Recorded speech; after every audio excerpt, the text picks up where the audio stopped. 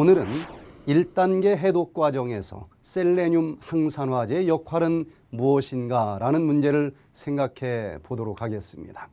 셀레늄은 토양에 있는 미네랄로 식품이나 물을 통해서 섭취할 수 있습니다.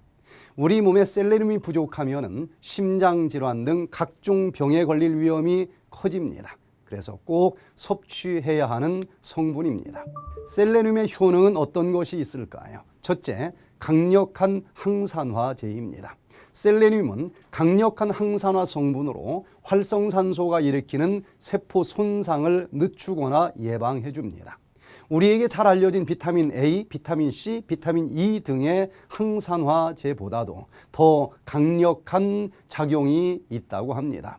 하지만 다른 항산화제와 시너지 효과를 내기 때문에 비타민 U와 같이 섭취해주면 더 좋다고 합니다.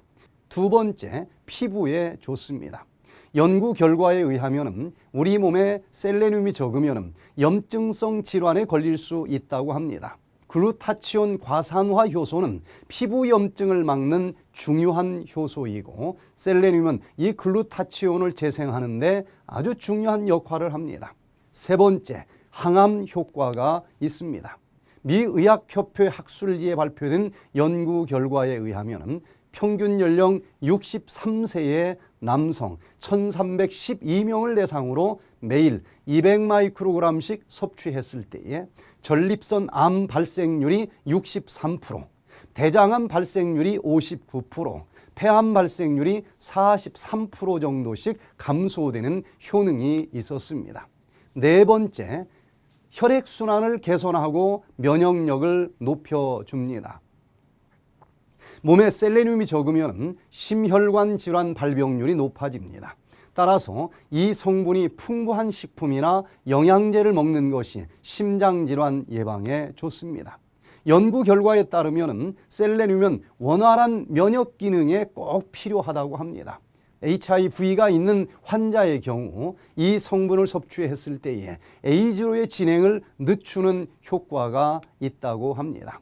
다섯 번째, 천식에 좋습니다.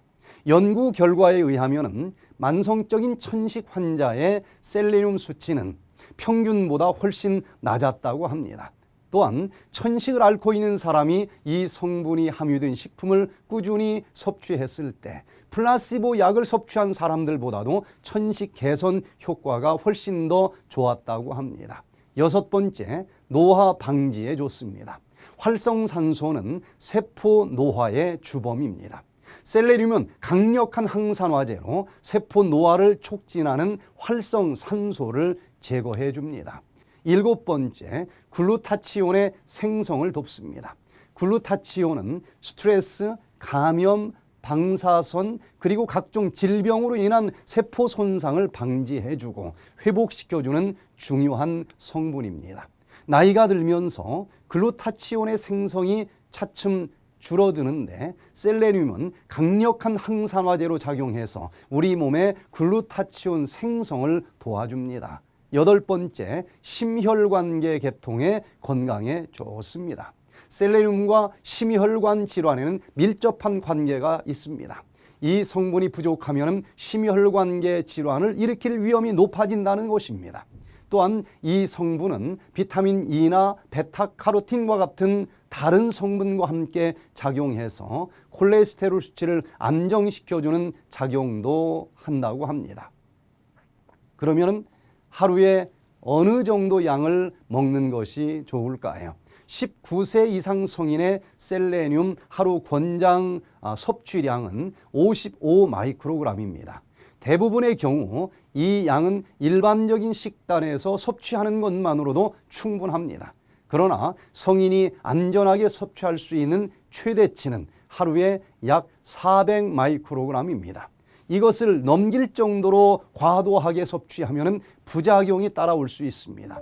결핍증에는 어떤 것들이 있을까요? 심근증, 심부전증, 심계항진, 피로, 식욕 저하, 근육통, 근육소모, 연골세포 괴사, 골관절염, 관절 변형, 성장발육 저하 이렇게 여러 가지 증상들이 결핍증으로 나타날 수 있습니다. 그러나 한 번에 750 마이크로그램 이상 섭취할 때에 손톱과 이가 빠지고 구취, 열, 메스꺼움, 구토, 설사, 탈모, 무기력, 심하면 사망에 이를 수도 있다고 합니다. 그러면 셀레늄이 많이 함유된 식품은 어떤 것들이 있을까요? 100g의 브라질 너트 속에 하루 권장량 섭취량의 330%에 해당되는 1819 마이크로그램, 엄청나게 많이 들어 있습니다. 100g의 마늘 속에는 77 마이크로그램, 하루 권장 섭취량의 140%에 해당되는 셀레늄이 들어 있습니다.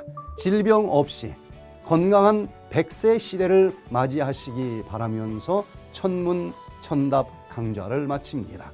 감사합니다.